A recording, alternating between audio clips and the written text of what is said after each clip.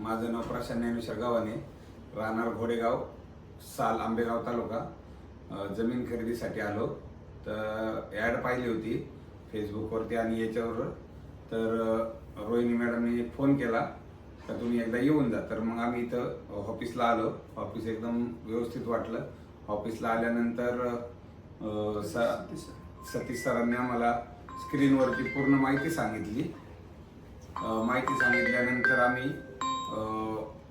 Plot व्हिजिटसाठी गेलो. Plot visit केली. Plot visit आवडली. त्यानंतर आम्ही बुकिंग केलं. तर मी 1 गुंठा घेतला. त्यानंतर सरांनी व्यवस्थित समजून सांगितलं.